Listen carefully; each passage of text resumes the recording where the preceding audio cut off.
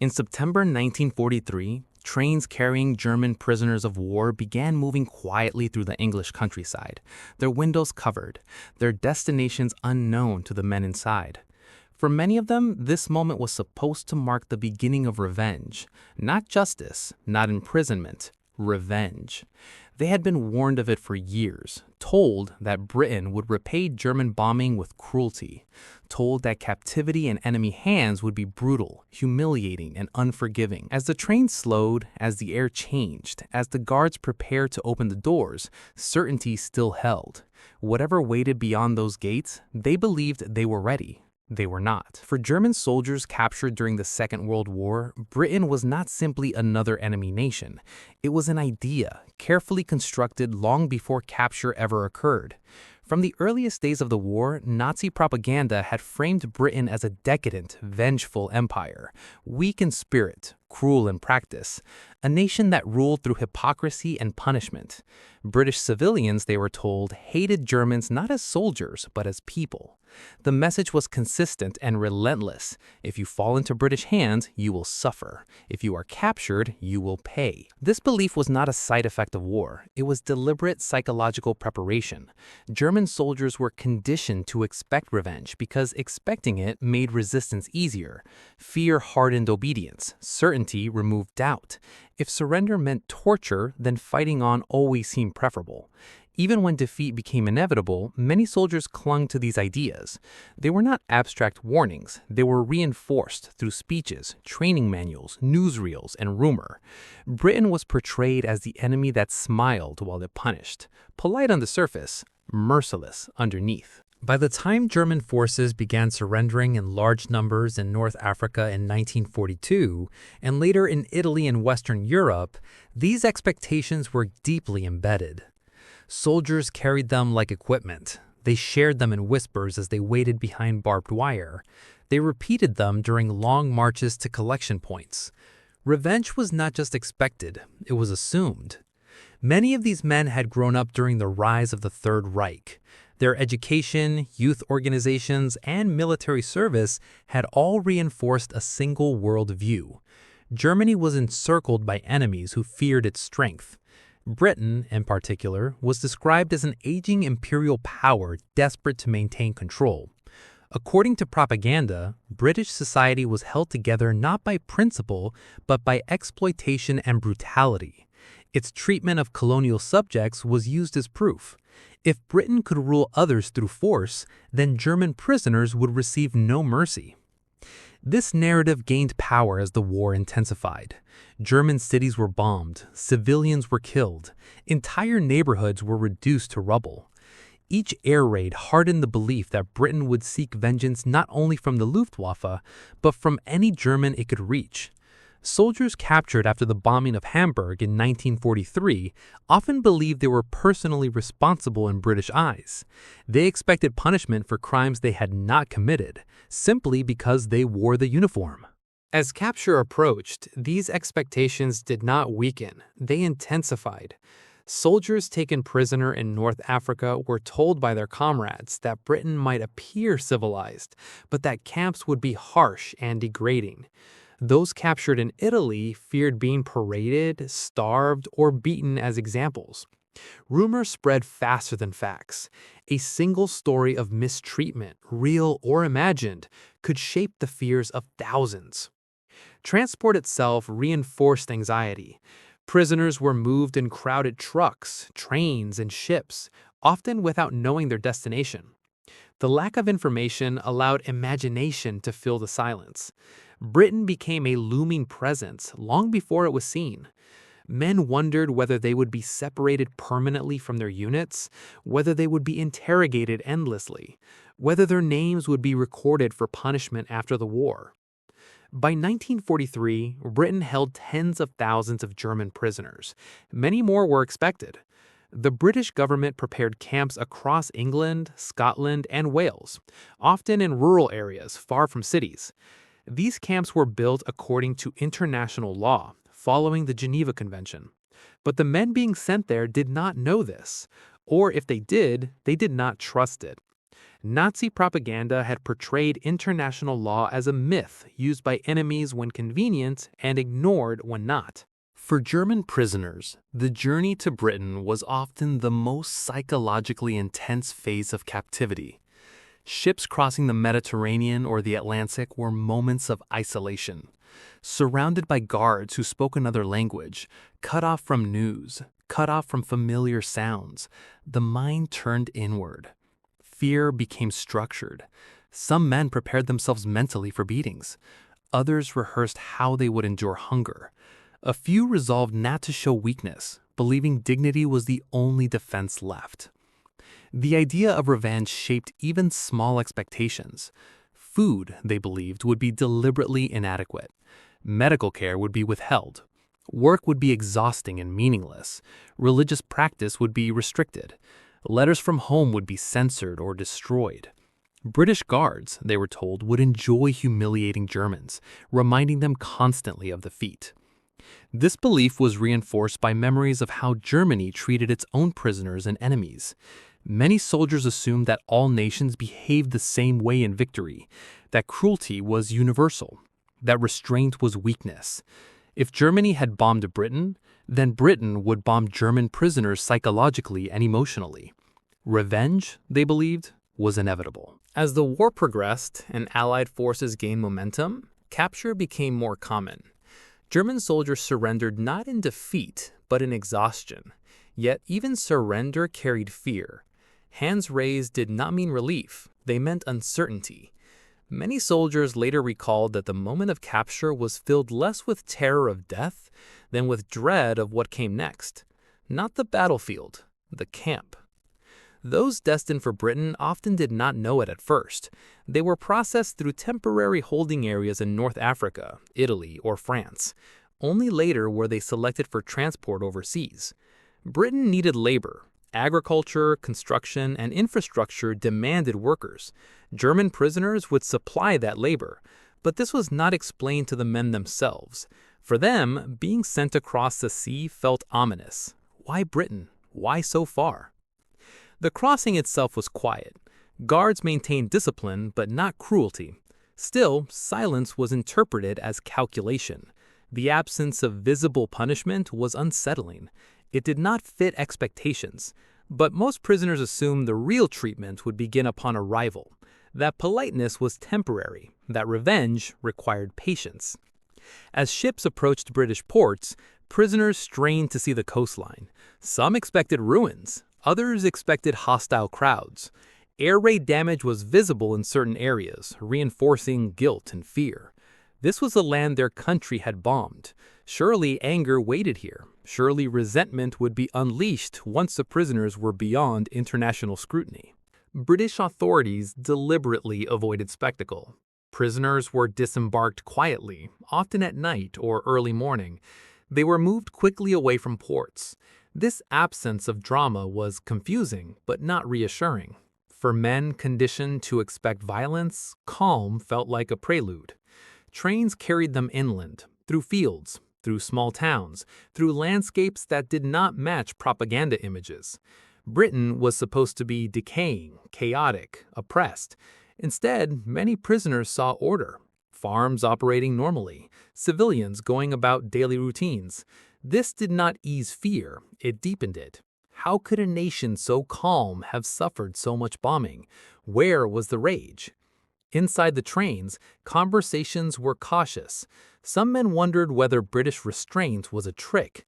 Others suspected that punishment would be individualized later, that lists were being compiled, that interrogations would follow. Revenge, they believed, was bureaucratic as much as physical. For those who had fought on the Eastern Front, British captivity still inspired fear, though of a different kind. They compared it not to the Soviet Union, but to propaganda warnings. Britain was supposed to be deceptively civilized, not openly brutal, more dangerous because of its restraint. This belief persisted even as evidence began to contradict it. As trains slowed near their destinations, guards issued instructions calmly.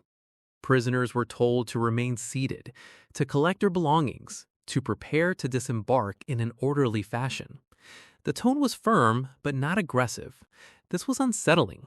Discipline without cruelty did not fit expectations. Camps were often located in remote areas, former military bases, purpose-built compounds surrounded by barbed wire, watchtowers, and fences.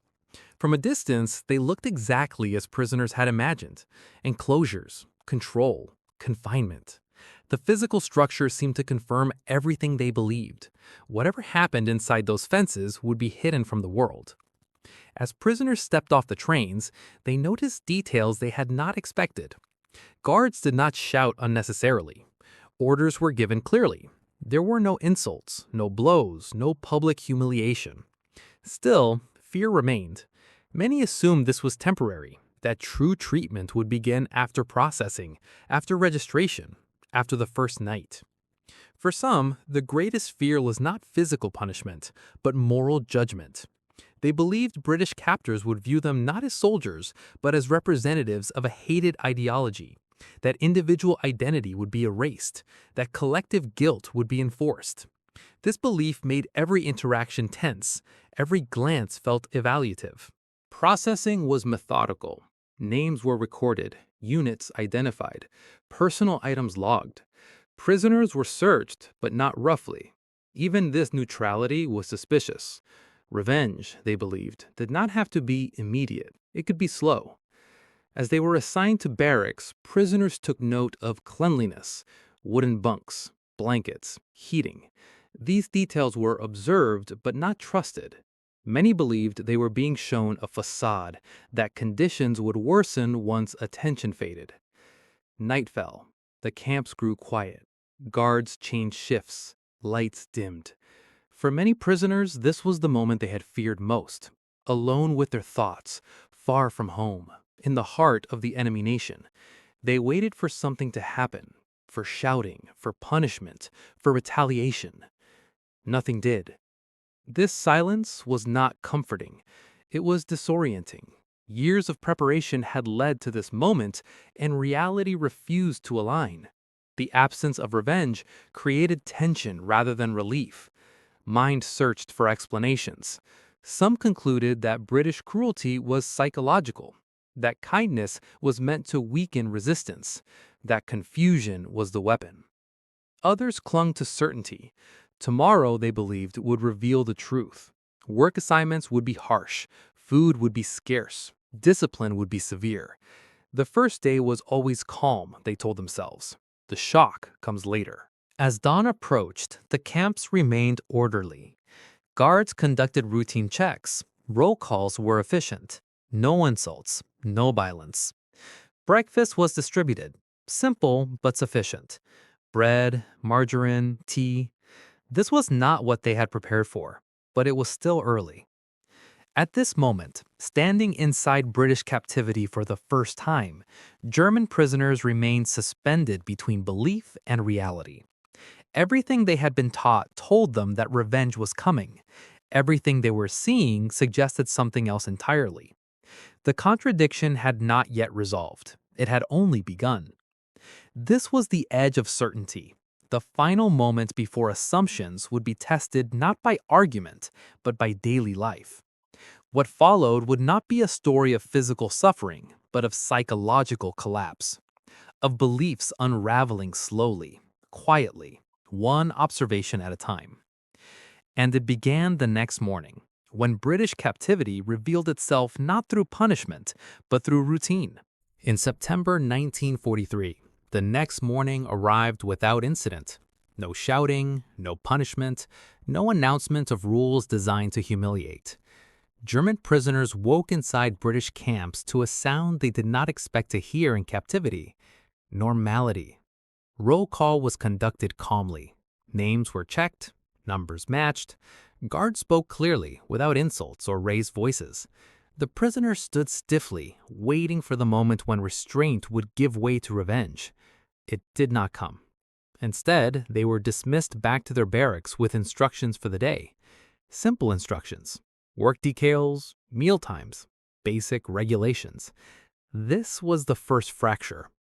For men conditioned to expect cruelty, order without hostility was not reassuring. It was destabilizing. The mind searched for the hidden mechanism. Surely this was temporary. Surely this calm was a tactic. But as hours passed, nothing changed. Meals arrived on schedule. Guards rotated shifts. Camp routines continued with mechanical consistency. Food became an early point of confusion. It was not plentiful, but it was adequate. Bread was fresh. Soup was warm. Portions were measured, not punitive. There was no attempt to starve or degrade. Many prisoners ate cautiously, suspicious of generosity. Others felt a deeper unease. Hunger had been part of their expectation. Its absence removed something solid to resist against. Silence became another unexpected presence. British guards did not harass prisoners. They did not provoke arguments. They enforced rules and then withdrew. This absence of constant confrontation left prisoners alone with their thoughts. Certainty, once reinforced daily by propaganda and fear, now had no external support. Work assignments followed international regulations. Prisoners were sent to farms, construction sites, and repair work. Tasks were physical but not intentionally exhausting. Civilian supervisors often treated prisoners as laborers rather than enemies. This interaction was deeply unsettling. Farmers spoke casually. Instructions were practical. Some even used gestures and broken German words to communicate. For many prisoners, this was the moment when internal tension peaked. They had been taught that British civilians would hate them, that they would be spat on, cursed, or attacked. Instead, they encountered indifference, curiosity, or restrained politeness. This did not feel like mercy. It felt like a denial of reality. Cleanliness within the camps further eroded expectations. Latrines were maintained. Medical inspections occurred regularly. Sick prisoners were treated, not ignored. Doctors did not interrogate ideology. They treated injuries and illnesses clinically.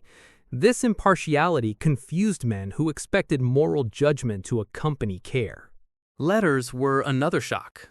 Prisoners were allowed to write home. Censorship existed, but correspondence was not arbitrarily destroyed. Replies arrived weeks later, proof that the outside world still existed, proof that captivity did not mean disappearance. This contradicted everything they had believed about enemy revenge. The psychological effect was not relief, it was instability. Certainty had been a form of armor. It had protected prisoners from doubt.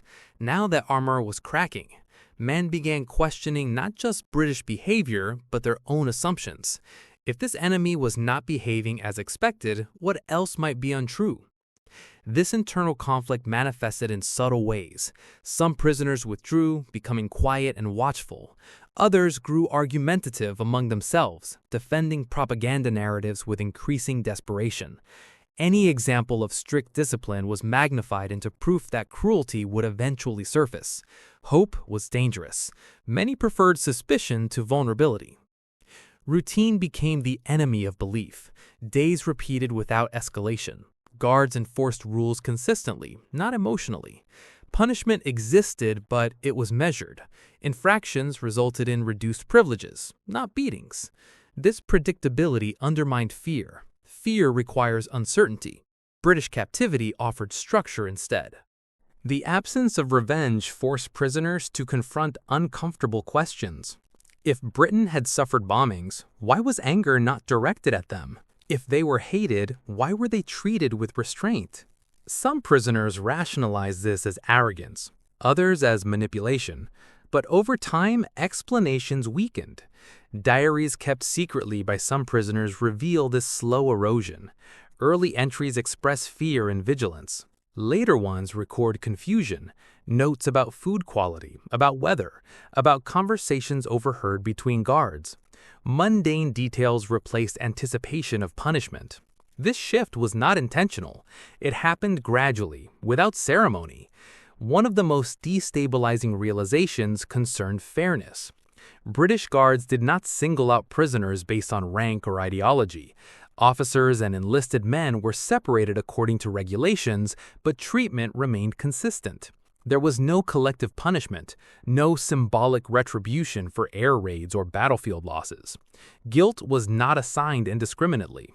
For soldiers raised in a system that emphasized collective identity and collective punishment, this individual treatment was deeply disorienting.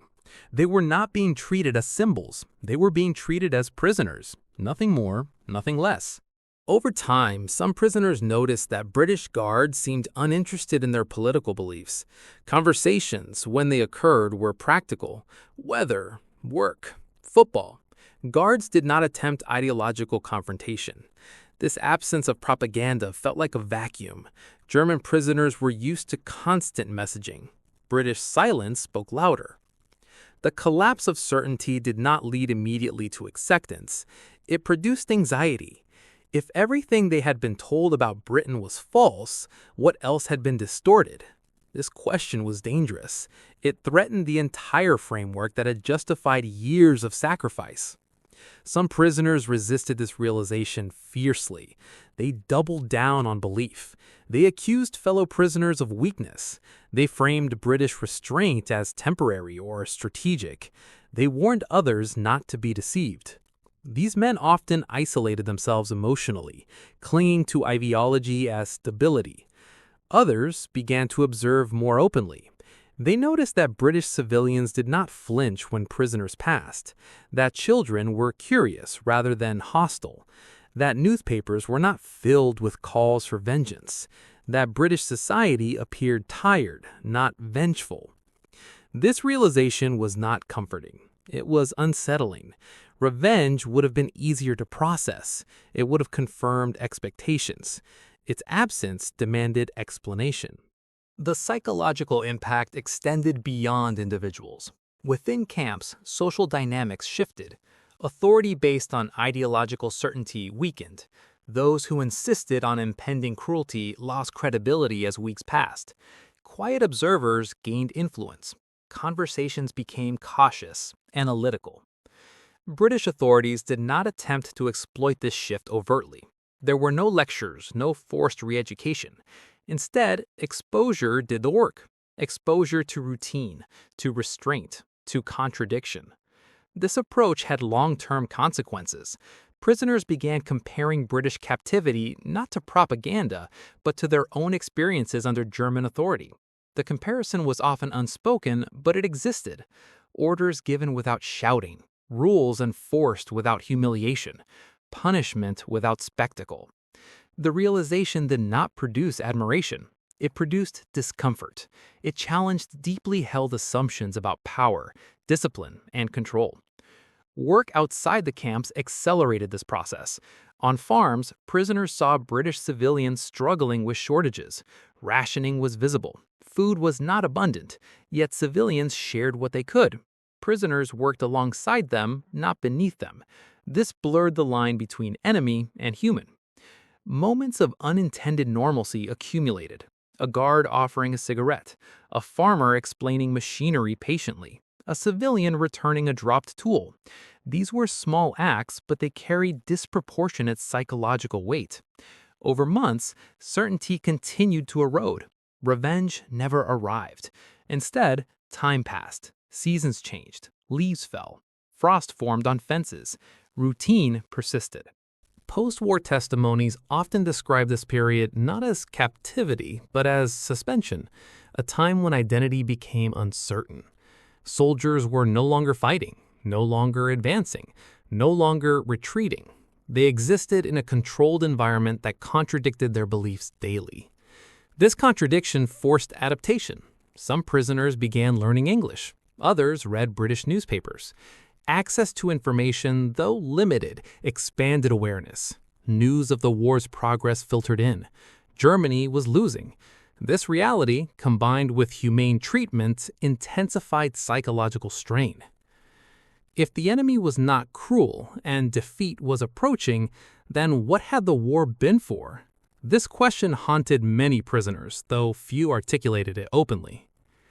British restraint was not accidental. It was policy. The British government believed that adherence to international law served long-term stability, that treating prisoners humanely reinforced moral authority. But for the prisoners themselves, this policy had unintended psychological consequences. It dismantled certainty without replacing it with clarity. After the war, many former prisoners reflected on this period with unease. They did not describe joy or gratitude. They described confusion, a sense of having been wrong about something fundamental. Diaries written years later reveal a lingering discomfort, not with captivity, but with belief. The shock was not kindness, it was contradiction. British captivity exposed the fragility of indoctrination, not through argument, but through routine, not through confrontation, but through consistency. It demonstrated that belief built on fear can collapse quietly when reality refuses to cooperate. For these prisoners, revenge had been expected. It had been prepared for. Its absence changed everything.